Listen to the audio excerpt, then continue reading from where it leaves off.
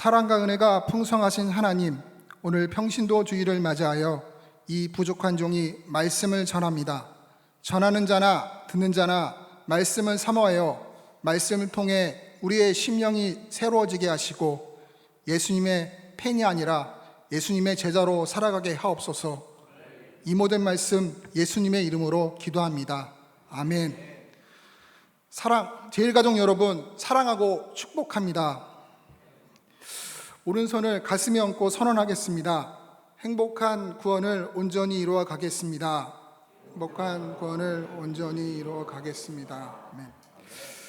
오늘 평신도 주일을 맞아 부족한 제가 이 자리에 두렵고 떨리는 마음으로 섰습니다.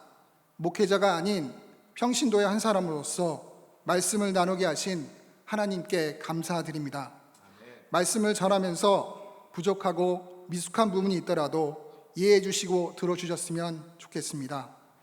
저에 대해서 잠깐 소개를 드리자면, 저는 작년 2월에 교회에서 장로로 피택이 되어 부족하지만 장로의 직분을 감당하고 있는 신선호 장로입니다. 오늘 부족한 제가 이 자리에 서게 된 것은 전적인 하나님의 은혜입니다. 저는 어릴 때부터 할아버지, 할머니, 그리고 어머니의 신앙을 통해 자연스럽게 교회를 다녔습니다. 그러나 오래 교회를 다녔다고 해서 저절로 제자가 되는 것은 아니었습니다. 코로나 이전 사순절 새벽기도 기간에 하나님께서 제 영혼을 만져주셨고, 이후 제자 훈련과 교회 섬김을 통해 조금씩 변화시켜 주셨습니다.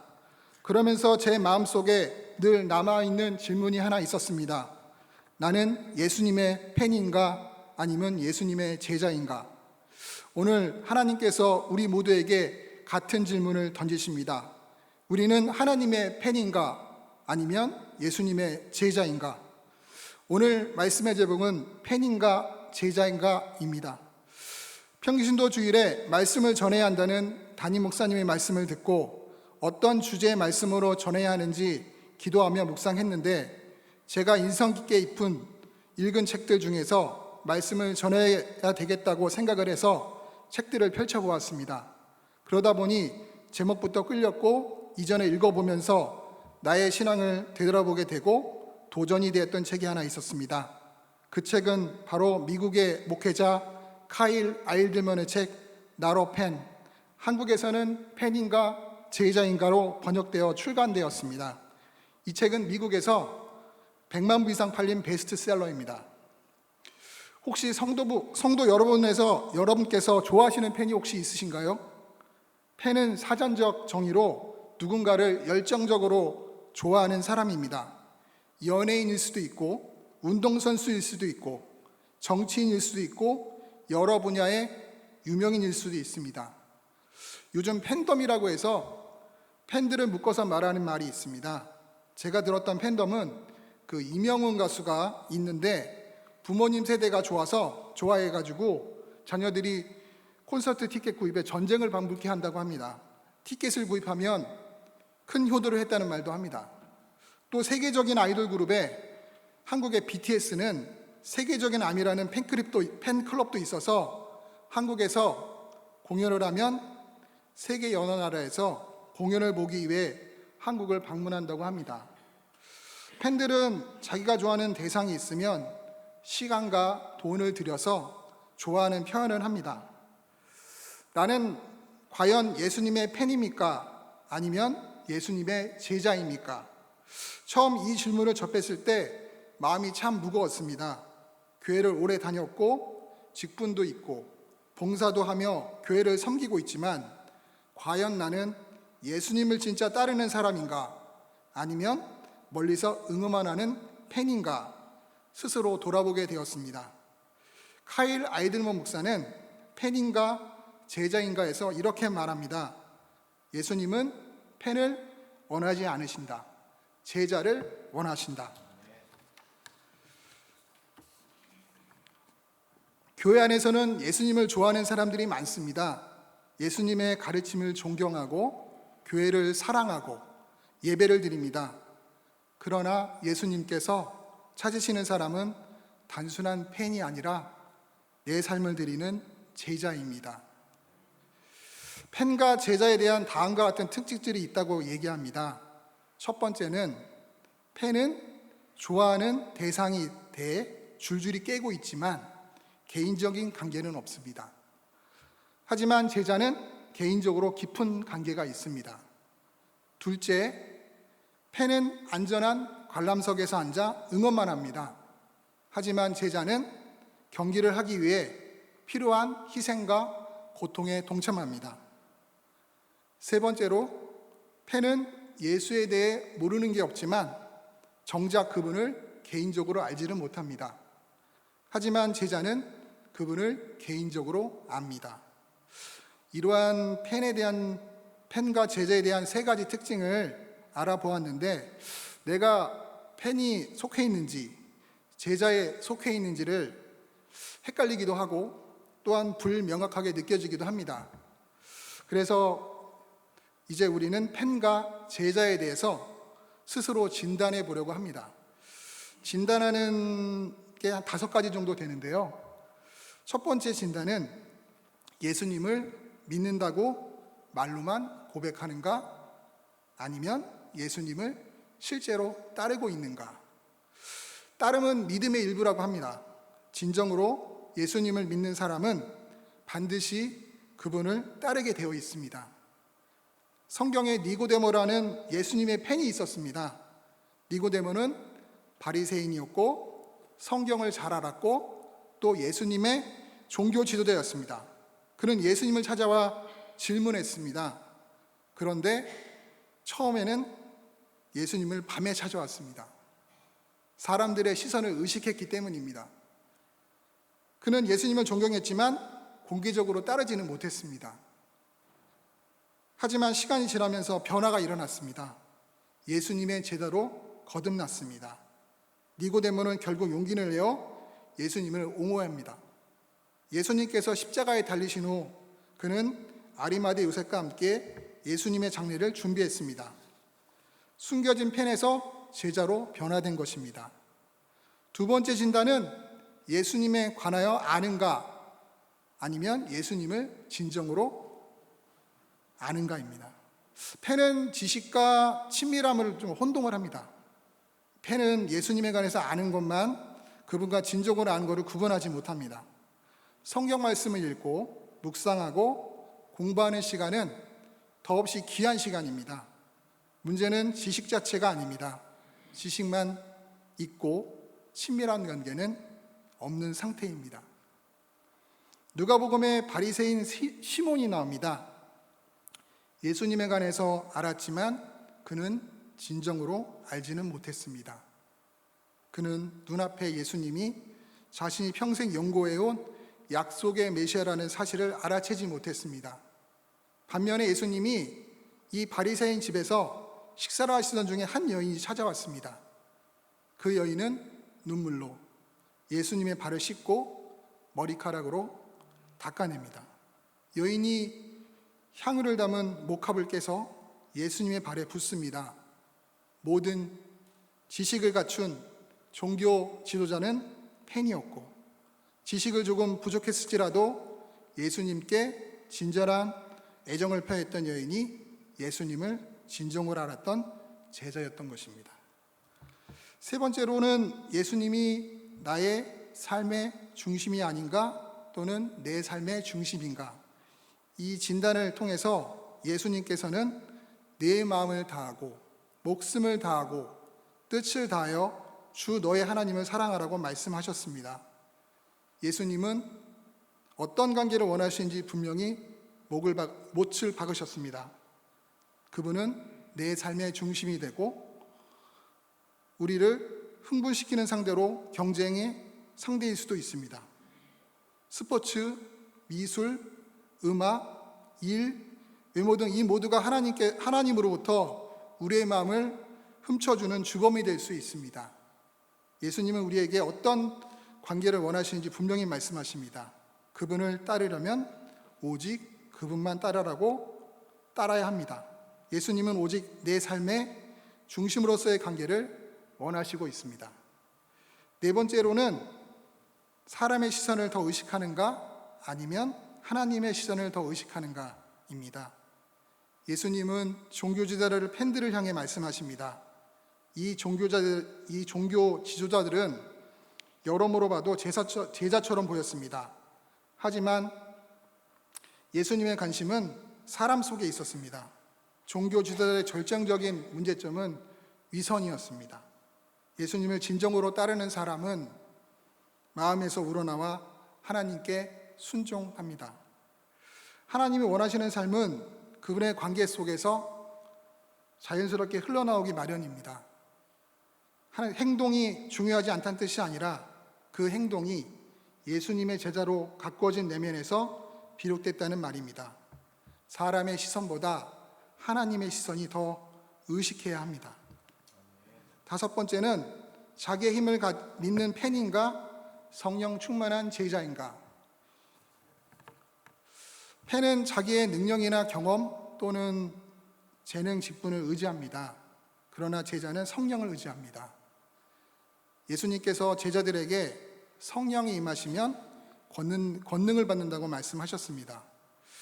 베드로가 성령 받기 전에 예수님을 3번 부인했습니다. 그러나 성령을 받은 후에는 목숨을 걸고 복음을 전했습니다. 팬은 자기 힘으로 신앙생활을 합니다. 그러나 제자는 성령의 능력으로 살아갑니다. 오늘 우리에게 필요한 것은 더욱 성령 충만함으로 나아가는 것입니다. 본문 말씀 누가복음 9장 23절을 다 함께 읽어보겠습니다. 또 무리에게 이르시되 아무든지 나를 따라오려거든 자기를 부인하고 날마다 십자가를 지고 나를 따를 것이니라. 첫째는 제자는 자기 자신을 내려놓는 사람입니다. 오늘 본문 말씀에서 예수님은 첫 번째로 이렇게 말씀하십니다. 자기를 부인하고. 이 말씀은 참 어렵습니다. 왜냐하면 우리는 본능적으로 나 자신을 가장 사랑하기 때문입니다. 세상은 우리에게 말합니다. 네가 하고 싶은 대로 하고 살아라. 네가 중심이 되어라. 내 만족이 가장 중요하다. 하지만 예수님은 정반대로 말씀하십니다. 자기를 부인하라. 여기서 말하는 자기 부인은 자기를 미워하라는 뜻이 아닙니다. 내 욕심보다 하나님의 뜻을 먼저 두는 것입니다. 내 자존심보다 관계 회복을 선택하는 것입니다. 내 편안함보다 순종을 선택하는 것입니다. 가정에서도 그렇습니다. 남자와 아내가 서로 자기 주장만 하면 평안이 없습니다. 또 부모와 자녀가 서로 자기 뜻만 세우면 갈등이 없습니다. 제가 결혼 전에는 집에만 조용히 지내는 집돌이였습니다. 아내는 저와는 반대로 답답한 집안보다는 밖에 나가 자연을 즐기는 활동적인 성격이었습니다. 결혼 초에 이 문제로 인해 서로 힘들었습니다. 하지만 주변에 아무 연고도 없는 곳에 온 아내의 생각을 들어주자고 마음을 고쳐먹고 밖에 나가서 공원을 산책도 하고 소소하게 여행도 가면서 차차 사이가 좋아졌습니다.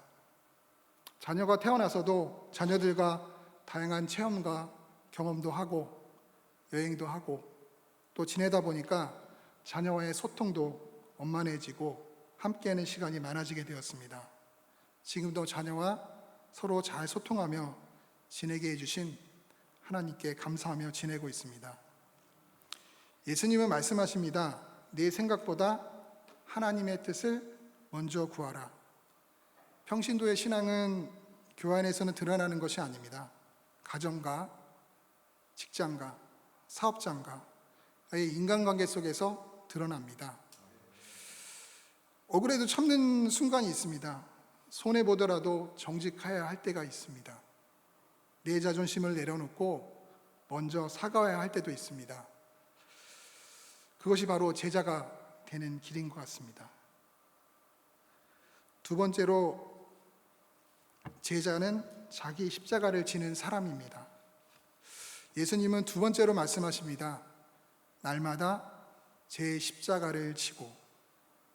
십자가는 장식품이 아닙니다. 십자가는 희생이고 헌신입니다. 우리에게 하나님이 맡기신 십자가가 있습니다. 가정에 십자가가 있습니다. 직장과 사업장에도 십자가가 있습니다. 교회에 십자가가 있습니다. 믿음 생활은 때로는 지칠 때가 있습니다. 내가 언제까지 이렇게 섬겨야 하나?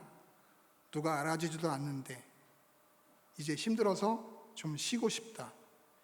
이런 마음이 가끔 들 때가 있습니다. 하지만 십자가 없는 제자는 없습니다. 예수님도 십자가를 지셨습니다. 그리고 우리에게 말씀하십니다. 너도 나를 따르려면 십자가를 지라고요. 중요한 것은 억지로 지는 십자가가 아니라 사랑으로 지는 십자가입니다. 교회를 섬기는 것도 마찬가지입니다. 제 얘기를 말씀드리면 저는 사실 교회를 조용히 다니고 싶었습니다. 예전 집사 시절에는 예배만 드리기에 바빴습니다. 소위 썬데이 크리스천이었습니다. 또한 교회를 계속 다니던 어머니의 아들이라서 주변 시설을 의식하고 행동에 제약도 있고 부담도 되었습니다. 예전에 제가 초등학교, 중학교 시절에는 열정적으로 집 주변 교회에 새벽 기도를 열심히 다니고 성경을 읽고 기도하고 교회를 너무 가고 싶어 했던 저의 모습은 온데간데 없었습니다. 그러다가 주님의 인도하심으로 코로나 전에 사순절 새벽 기도를 나가고 거기서 회복이라는 주제의 말씀을 듣게 되고 많이 회개하게 되었습니다. 그래서 아내와 함께 저녁마다 성경을 읽고 기도하고 하루하루를 보내게 되었습니다. 처음에는 소리내어 성경을 읽다 보니까 9개월 만에 완독을 하고 또다시 성경을 읽어 내려갔습니다. 그 외에는 제자 훈련을 하면서 더욱더 예수님을 알아가고 인격적으로 만나게 되었습니다. 후에는 권사의 직분도 받고 재무부 활동하고 주차 봉사 활동도 하게 되고 지금은 또 한없이 부족한 저에게 장로의 직분까지 주셨습니다. 저는 팬으로서 신앙생활을 하지 않게 하시고 하나님의 어떤 계획하심이 있는지 알지는 못하지만 제자로서 믿음의 생활을 할 수 있게 인도해 주신 것에 감사하며 믿게 되었습니다. 이처럼 섬기는 것이 누가 시켜서 억지로 하는 것이 아니라 주님의 은혜로 인해 하는 것입니다. 받은 사랑이 너무나 크기 때문에 헌신하는 것입니다. 예배자를 사모하며 늘 나아가시는 분들, 보이지 않는 곳에서 헌신하고 섬기시는 분들, 찬양대, 주차봉사, 안내, 식당, 청소, 봉사로 섬기는 손길들, 하나님은 우리들의 그 모든 헌신을 기억하고 계십니다. 셋째는 제자는 끝까지 예수님을 따라가는 사람입니다. 예수님은 마지막으로 말씀하십니다. 나를 따를 것이니라. 신앙은 단거리 건주가 아닙니다. 마라톤입니다. 처음에는 열심히 누구나 할 수 있습니다. 하지만 끝까지 가는 것이 중요합니다. 예수님 당시에는 많은 사람들이 예수님을 따랐습니다. 오병이의 기적이 있을 때에는 사람들이 몰려왔습니다. 병 고침의 역사가 있을 때에도 환호했습니다. 하지만 예수님께서 십자가의 길을 말씀하시자 많은 사람들이 떠났습니다. 왜 떠났습니까? 기적을 원했지만 순종은 싫었기 때문입니다. 은혜는 받고 싶었지만 헌신을 하기 싫었기 때문입니다. 오늘 우리의 신앙은 어떻습니까? 우리는 예수님을 정말 따르고 있습니까? 아니면 필요할 때만 찾고 있습니까? 평신도 주일은 하나님께서 모든 성도를 부르셨다, 제자로 부르셨다라는 사실을 다시 확인하는 날입니다. 목회자만 사역자가 아닙니다. 우리 모두가 다 사역자입니다. 하나님은 우리 모두를 제자로 부르시고 계심을 기억해야 합니다. 정리하겠습니다. 사랑하는 성도 여러분, 예수님은 우리 모두에게 질문하십니다. 너는 나의 팬이냐? 제자냐? 저 역시 이 설교를 준비하면서 먼저 제 자신에게 물었습니다. 신선호야, 너는 정말 예수님의 제자인가? 아직 부족합니다. 아직 연약합니다. 그러나 분명한 것은 주님께서 오늘도 우리를 제자의 길로 부르고 계신다는 사실입니다.